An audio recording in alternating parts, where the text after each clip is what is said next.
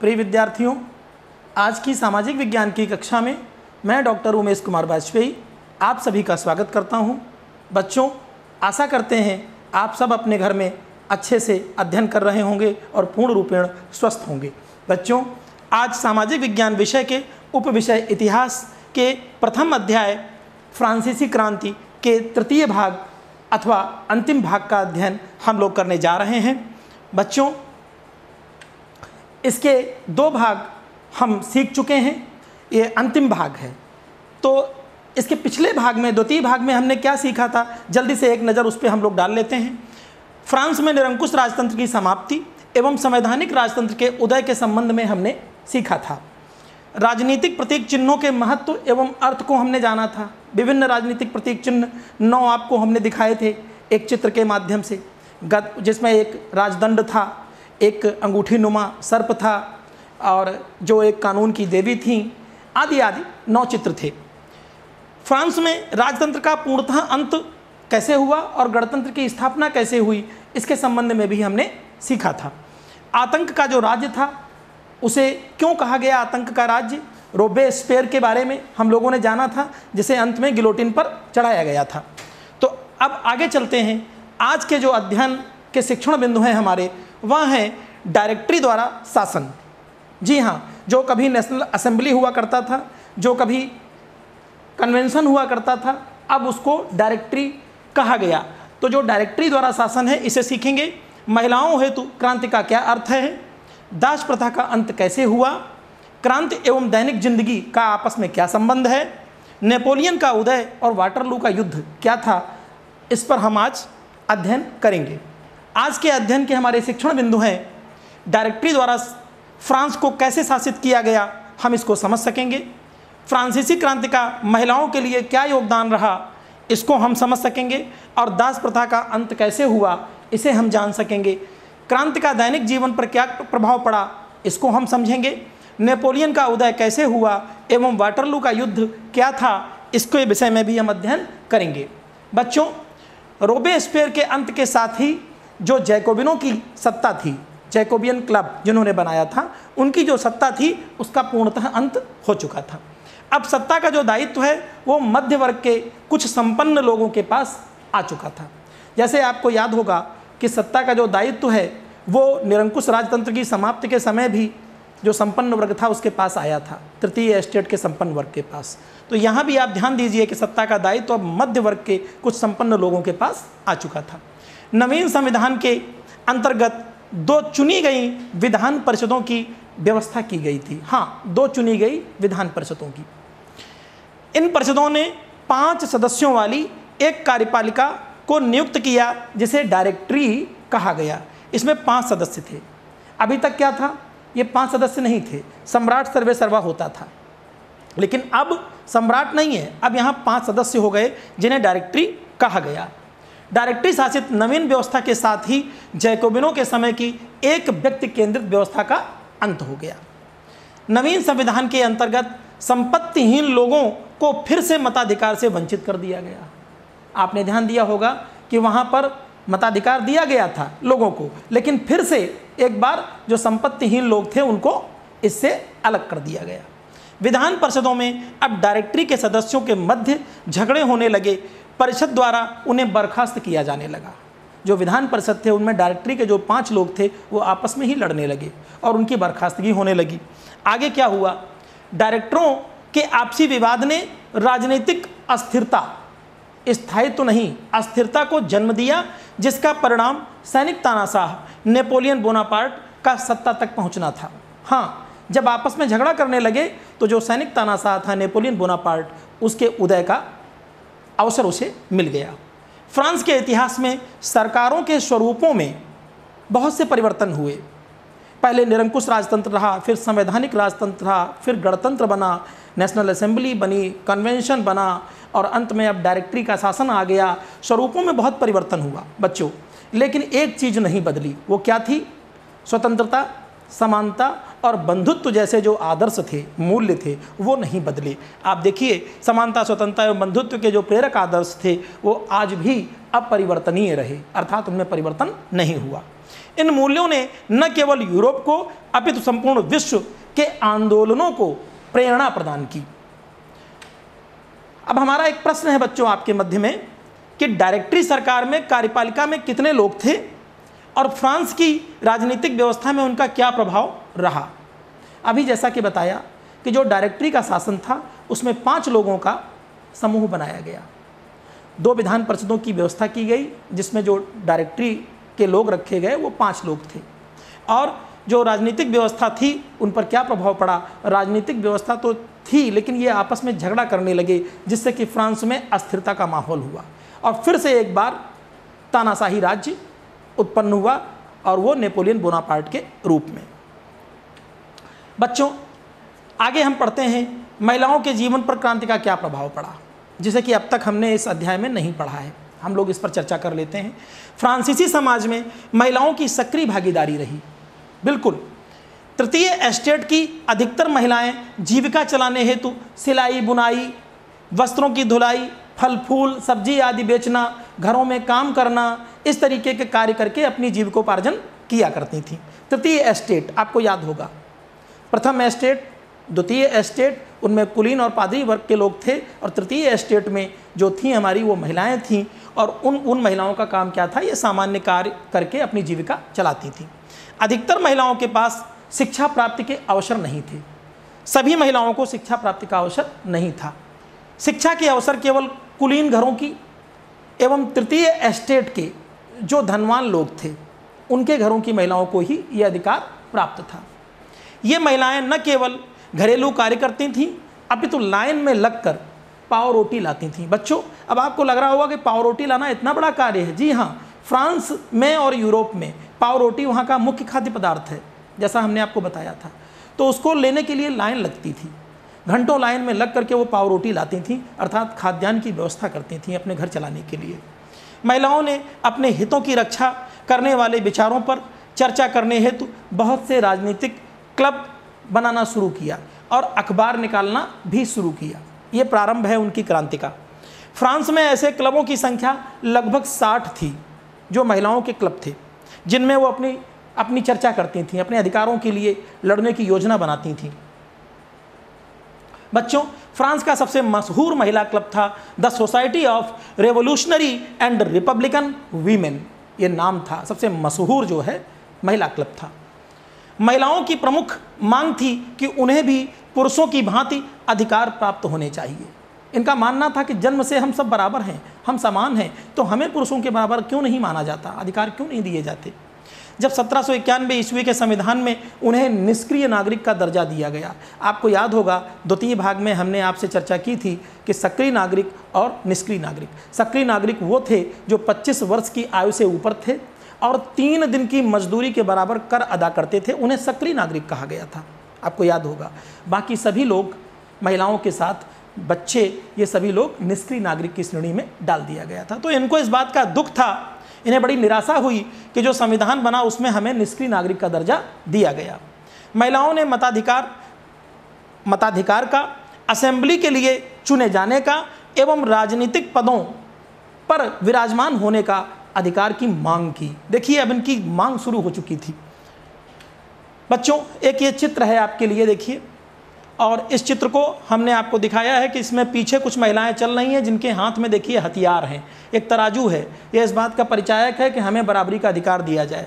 देखो त्रिशूल हैं, भाला हैं, डंडा है, इनके हाथ में महिलाओं के हैं और आगे एक महिला घोड़े पर बैठी हुई है जो इस बात का प्रतीक है, वो इनकी नेतृत्व करता है। कौन है? अगुआकार, नेतृत्वकर्ता, जो जिसके पीछे पीछे ये सब जा रही हैं। बच्चों ये पेरिस कूच का एक चित्र है। जब पेरिस की तरफ महिलाओं ने पहली बार आंदोलन किया था, कूच किया था, तो उसी का एक चित्र है जो हमने आपको समझाने के लिए यहाँ चस्पा किया है। एक प्रश्न है आपसे हमारा कि दिए गए चित्र में से महिलाएं कहाँ जा रही हैं, आपको ये जानना है। इस चित्र में महिलाएं कहाँ जा रही हैं, अर्थात ये आंदोलन करने जा रही हैं और क्रांति के एक स्वरूप के रूप में आगे बढ़ रही हैं, जो नेतृत्वकर्ता घोड़ी पर बैठ के महिला चल रही है, तो आपको ये जानना है। दूसरा, इन महिलाओं के हाथ में क्या है? अभी हमने आपको दिखाया एक तराजू है जो समानता का प्रतीक है कि हमें समान अधिकार मिले। डंडा, त्रिशूल, तलवार आदि इनके हाथ में है और एक महिला घोड़े पर सवार है, वो कौन है? तो अभी आपको बताया कि वो इनकी नेतृत्व करता है, अगुवाकार है। बच्चों, प्रारंभिक वर्षों में क्रांतिकारी सरकार ने महिलाओं के हित में कुछ कानून बनाए, जैसे सरकारी विद्यालयों की स्थापना की गई, लड़कियों के लिए स्कूली शिक्षा को अनिवार्य कर दिया गया। अब उनके जो विवाह थे वो उनकी मर्जी के बिना, उनके जो परिवार के लोग हैं, माता पिता, वो नहीं कर सकते थे, उनकी मर्जी आवश्यक थी। नागरिक कानून के तहत उनका पंजीकरण भी होने लगा था, अर्थात उन्हें नागरिक माना जाता था। तलाक एक कानूनी प्रक्रिया बन चुकी थी, उसकी पहल अब कोई भी कर सकता था, पुरुष अथवा महिला कोई भी कर सकता था। अब महिलाएं व्यावसायिक प्रशिक्षण भी ले सकती थीं और छोटे मोटे जो व्यवसाय हैं वो भी कर सकती थीं, कलाकार भी बन सकती थीं, किसी भी प्रकार का प्रशिक्षण वो ले सकती थीं। इतने के बाद भी राजनीतिक अधिकारों के लिए अभी तक संघर्ष अभी जारी था। मताधिकार प्राप्त करने का अधिकार भी इनको नहीं मिला था, राजनीतिक पदों पर जाने का अधिकार नहीं मिला था, इसके लिए संघर्ष इनका भी जारी था। आतंक राज्य की अवधि में सरकार ने क्या किया? महिला क्लबों को फिर से क्या किया? बंद कर दिया और उनकी राजनीतिक गतिविधियों को भी प्रतिबंधित कर दिया। कब? जो हमारा आतंक का राज्य शब्दावली प्रयोग की गई है उस समय। महिला नेतृत्वकर्ताओं को गिरफ्तार किया गया, फांसी पर उनको चढ़ा दिया गया। इसके बाद भी मताधिकार एवं समानताओं के लिए महिलाओं का जो आंदोलन है वो जारी रहा। मताधिकार संघर्ष 19वीं सदी के अंत एवं 20वीं सदी के प्रारंभ तक विश्व भर में अंतर्राष्ट्रीय मताधिकार आंदोलन के रूप में सक्रिय रहा। अंततः सन 1946 में फ्रांस की महिलाओं को मताधिकार प्राप्त हुआ। बच्चों, आपको जान करके आश्चर्य होगा कि 1789 में फ्रांस की क्रांति हुई थी और सोचिए 1789 से चलते चलते 1946 में जा कर के जो फ्रांस की महिलाएं हैं उनको मताधिकार प्राप्त हो पाया, लेकिन अनवरत उन्होंने हार नहीं मानी। बच्चों, महिला नेतृत्वकर्ता ओलंप दे गूज, एक नाम है ओलंप दे गूज, ये एक महिला नेतृत्वकर्ता थी जो प्रमुख नेतृत्वकर्ता थी। यह क्रांतिकालीन फ्रांस की राजनीति में सबसे सक्रिय महिला नेता थी। इन्होंने 1791 के संविधान एवं पुरुष नागरिक घोषणा पत्र का विरोध किया। आपको हमने बताया था कि पुरुष नागरिक घोषणा पत्र बना था जिसमें महिलाओं के लिए कोई मताधिकार का अधिकार नहीं था, तो इन्होंने उसका विरोध किया क्योंकि इसमें महिलाओं को मौलिक अधिकारों से वंचित रखा गया था।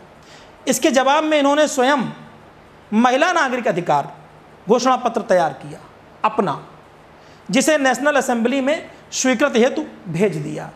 आगे क्या हुआ? सन 1793 ईस्वी में जैकोबिनों द्वारा महिला क्लबों को प्रतिबंधित करने पर इन्होंने सरकार की आलोचना की, ये कहते हुए कि नहीं, हमें जो अपनी अभिव्यक्ति की स्वतंत्रता है, हम अपनी बात कह सकते हैं।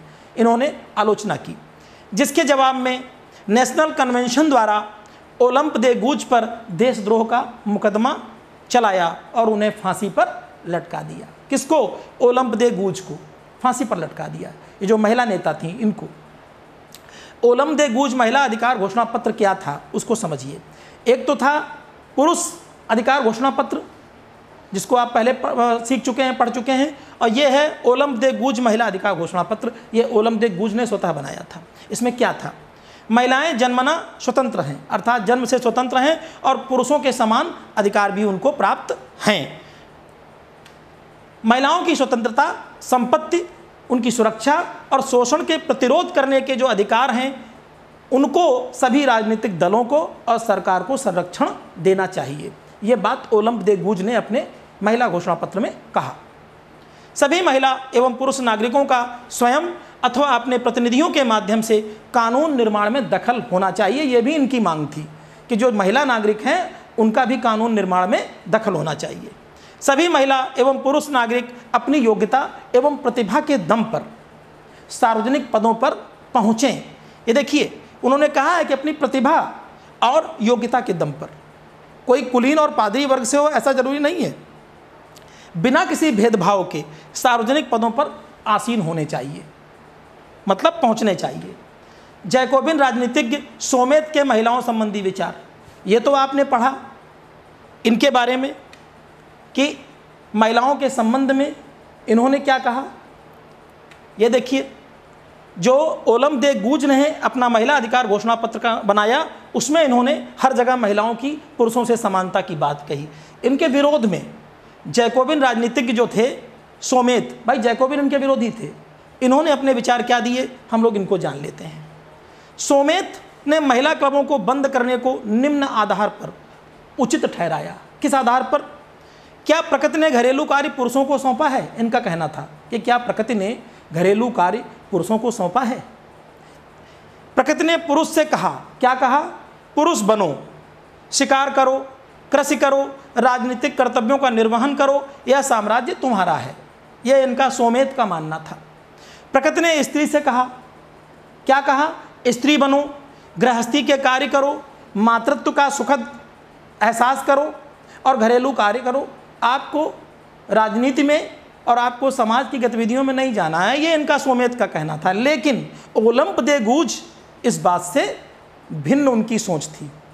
तो ये दोनों में भिन्नता है। अब आपसे प्रश्न है इसी संबंध में कि ओलंप दे गूज के महिला नागरिक अधिकार घोषणा पत्र एवं 1790-91 के पुरुष नागरिक अधिकार घोषणा पत्र के अंतर को स्पष्ट करें। जी हाँ, जो 1790-91 में पुरुष नागरिक घोषणा पत्र बना था वो, और जो ओलंप दे गूज का जो महिला नागरिक घोषणा पत्र है, उनमें अंतर क्या है? आपने उसको पढ़ा है और इसको भी पढ़ा है। देखिए दोनों में मूल अंतर क्या है कि वहाँ अधिकार तो दिए गए, हमें बिल्कुल स्वतंत्रता, समानता और बंधुत्व का अधिकार प्राप्त हुआ, लेकिन अभिव्यक्ति का अधिकार भी प्राप्त हुआ, लेकिन महिलाओं को मताधिकार नहीं दिया गया, महिलाओं को राजनीतिक पदों पर पहुंचने का अधिकार नहीं दिया गया। अभी भी कहीं ना कहीं जो है कर और संपत्ति आड़े आती थी। तो ये दोनों में मूल अंतर है। इसीलिए ओलंप दे गूज ने अपनी मांग रखी कि हमें बराबरी दी जाए, जन्मजात हम समान हैं पुरुषों के। दास प्रथा का उन्मूलन। अब बच्चों इस पर हम लोग अध्ययन कर लेते हैं कि पहले तो समझें दास प्रथा है क्या। बच्चों, दास प्रथा एक ऐसा कलंक है मानव जाति के ऊपर जो 17वीं शताब्दी में इसकी शुरुआत हुई, और सबसे पहले यह अफ्रीका महाद्वीप में पनपी। कुछ मजबूर गरीब लोगों को जबरन जो है संपन्न लोगों ने अपना गुलाम बनाना प्रारंभ कर दिया। ये गुलाम कैसे बनाते थे? आक्रमण करके, लड़ाइयों में जो विजय पाते थे तो जो लोग बंदी बनते थे उनको ये अपना गुलाम बना लेते थे। बच्चों, इनकी जो ज़िंदगी थी वो पशुओं से भी ज़्यादा बदतर होती थी। देखिए, फ्रांसीसी उपनिवेशों में दास प्रथा का उन्मूलन जैकोबियन शासन काल के समय हुआ। कैरेबियन उपनिवेश आपसे चर्चा की थी हमने कि कैरेबियन उपनिवेश क्या है? जो एक द्वीप समूह है, कैरेबियन उपनिवेश कहते हैं। उत्तरी अमेरिका और दक्षिणी अमेरिका के पास में एक कैरेबियन द्वीप समूह है जो उपनिवेश थे, जहाँ पर फ्रांस के भी उपनिवेश थे। तो कौन कौन से? Martinique, Guadeloupe and San Domingo. Martinique, Guadeloupe और सैन डोमिंगो, ये जो है उपनिवेश थे जहाँ से काफ़ी नील, चीनी आदि जो है आती थी उपज के रूप में, और वो यूरोप का पेट भरती थी, समझ लीजिए। अब लेकिन इनको पैदा कौन करता था? इनको ये पैदा करते थे जो ये दास आते थे, कहाँ से? अफ्रीका से खरीद करके ये आते थे और ये पैदा करके यूरोप के पेट को भरते थे। इन उपनिवेशों में मजदूरों की कमी को अफ्रीका, अमेरिका एवं यूरोप के दास व्यापार द्वारा पूरा किया जाता था। दास व्यापार का प्रारंभ 17वीं सदी में हुआ। जैसे अभी हमने बताया, फ्रांसीसी सौदागर अफ्रीका से दासों को क्रय करते थे और उन्हें दाग कर उनके शरीर पर दाग लगाते थे, पहचान उनकी उकेरते थे। कितना कष्ट होता होगा। और उनके हथकड़ी डाल करके उनको पशुओं की भांति जहाज़ों में ठूंस करके, और 3 माह की लंबी समुद्री यात्रा, अटलांटिक महासागर बीच में है बच्चों, यूरोप और अमेरिका महाद्वीप के बीच में, 3 माह की लंबी समुद्री यात्रा के दौरान उनको ठूंस करके पशुओं की भांति और उन्हें कैरेबियन द्वीप में ले जाते थे, और वहाँ पर उन्हें जो है बगान मालिकों के हाथों में महंगी कीमत में बेच दिया जाता था। दास व्यापार के दम पर ही बोर्दे और नानते, ये बोर्दे और नानते क्या हैं? ये 2 बंदरगाह हैं जो दास व्यापार के नाम पर ही, इन्हीं की दम पर थोड़े ही समय में ये बहुत समृद्ध नगर बन गए। इतना व्यापार ये फला फूला। 18वीं सदी में फ्रांस में नेशनल असेंबली में दासों के मूलाधिकारों को लेकर चर्चा और बहस तो खूब हुई, लेकिन हुआ कुछ नहीं, क्योंकि जिन लोगों को, जिन व्यापारियों को दासों से लाभ हो रहा था, जिनके व्यापार दासों के दम पर चल रहे थे, फ्रांस की सरकार उनके विपरीत कुछ न कर पाई और वो बहस और चर्चा होने के बाद बंद हो गया, कोई कानून नहीं बन पाया। 1794 ईस्वी में कन्वेंशन ने सभी फ्रांसीसी उपनिवेशों हेतु दासों की मुक्ति संबंधी एक कानून पारित कर दिया। सब कब? 1794 में। दुर्भाग्य से यह कानून केवल 10 वर्षों तक ही चल पाया। क्यों? 10 वर्षों के बाद क्या हुआ? 10 वर्षों के बाद जब नेपोलियन बोनापार्ट ने अपना फ्रांस की गद्दी पर आधिपत्य स्थापित किया तो ये दास प्रथा पुनः प्रारंभ कर दी। नेपोलियन के समय बागान मालिकों को अपने आर्थिक हितों की रक्षा हेतु नीग्रो लोगों को गुलाम बनाने की आज़ादी मिल गई। अब बच्चों, आपके मन में होगा कि नीग्रो लोग कौन थे? बच्चों, नीग्रो शब्द का प्रयोग अब नहीं किया जाता। जैसे हमारे देश में हरिजन शब्द का प्रयोग हम लोग अब नहीं करते हैं, सामान्यतः उनके लिए SC ST का प्रयोग करते हैं, हम उन्हें दलित कहते हैं। लेकिन उसी तरीके से निग्रो जो है वो दक्षिण अफ्रीका महाद्वीप के सहारा जो मरुस्थल है, रेगिस्तान है, उसके दक्षिणी क्षेत्र में रहने वाले वहाँ के स्थानीय लोग हैं, जिन्हें उनकी शकल सूरत और रंग के वजह से उन्हें बहुत बुरे तरीके से देखा जाता था, लेकिन अब उनको इस नाम से नहीं पुकारा जाता। तो ये हमने आपको बताया। फ्रांसीसी उपनिवेशों से दास प्रथा का अंतिम रूप से जो उन्मूलन है वो सन 1848 में हुआ। बच्चों, क्रांति और दैनिक जीवन, अब हम लोग इस पर चर्चा कर लेते हैं। सन 1789 की फ्रांसीसी क्रांति के बाद वहाँ के निवासियों के जीवन में बहुत से परिवर्तन आए। वहाँ की सरकारों ने कानून बनाकर स्वतंत्रता, समानता एवं बंधुत्व जैसे आदर्शों को दैनिक जीवन में उतारने की कोशिश की। बच्चों, आदर्श बन तो बहुत जाते हैं, लेकिन जब तक वो दैनिक जीवन में प्रवाह नहीं उनका होता है तब तक वो वास्तविक रूप से धरातल पर नहीं आते। तो यही प्रयास किया गया कि दैनिक जीवन में इनको उतारा जाए, स्वतंत्रता, समानता और बंधुत्व के आदर्शों को। निरंकुश शासन की समाप्ति के साथ ही जो सेंसरशिप कानून था उसका अंत हो गया। अब आपके मन में होगा कि सेंसरशिप क्या है? बच्चों, सेंसरशिप एक ऐसा कानून होता है जब किसी की भी अभिव्यक्ति की स्वतंत्रता को छीन लिया जाता है। अर्थात कोई भी व्यक्ति कुछ बोल नहीं सकता, कोई भी व्यक्ति पेपर में कुछ छाप नहीं सकता, कोई पुस्तक नहीं छाप सकता, कोई लेख प्रकाशित नहीं कर सकता, कोई नाट्य या रंगमंच प्रस्तावित नहीं कर सकता, किसी भी प्रकार की अपनी बात किसी भी माध्यम से नहीं कर सकता। कब तक? जब तक कि वहाँ राजा से या सरकार से उसको अनुमति न मिल जाए। तो इसे कहते हैं सेंसरशिप। लेकिन इसका कानून निरस्त हो चुका था। फ्रांस में इस कानून के समाप्त होते ही अब सभी प्रकार की जो खबरें थीं, पुस्तकें थीं, तस्वीरें थीं, नाट्य मंचन जो थे, उत्सवी जुलूस थे आदि का प्रदर्शन अब प्रतिबंधित नहीं था। कोई भी पेपर निकाल सकता था, कोई भी पुस्तक छाप सकता था, कोई भी अपना नाट्य जो है नाटक मंचन कर सकता था, कोई भी उत्सवी जुलूसों में जा कर के शामिल हो सकता था। तो अब ये प्रतिबंध नहीं था। स्वतंत्रता और न्याय के विषय में राजनीतिज्ञों और दार्शनिकों के महत्वपूर्ण जो लेख थे अब वो सामने आने लगे, और वो शहर नहीं ग्रामीण क्षेत्रों तक भी दूर दूर तक उनका प्रवेश होने लगा। जिससे क्या हुआ? लोग जागरूक होने लगे, पढ़ने लगे, समझने लगे। तो जब लोग पढ़ने लगते हैं, समझने लगते हैं, जागरूक होने लगते हैं, तो फिर जो है हमारे ऊपर से अत्याचार धीमे धीमे कम होने लगता है। अब अधिकारों के घोषणा पत्र ने अभिव्यक्ति की स्वतंत्रता को एक नैसर्गिक अधिकार घोषित कर दिया। अब अभिव्यक्ति की स्वतंत्रता एक नैसर्गिक मतलब मूलभूत अधिकार बन चुकी थी। इसका असर यह हुआ कि फ्रांस के शहरों में पुस्तकों की, पत्रिकाओं, अखबारों एवं छपी हुई किताबों की भरमार हो गई। नेपोलियन बोनापार्ट का उदय, हम लोग इस पर चर्चा कर लेते हैं संक्षिप्त रूप में। डायरेक्टरी की कमियों का जो फायदा था, अभी आपको बताया था कि जो ये डायरेक्टरी थी, इसके जो लोग थे वो आपस में झगड़ा किया करते थे। तो जब झगड़ा किया करते थे, सरकार आपस में झगड़ा करेगी तो जनता क्या करेगी? परेशान होगी।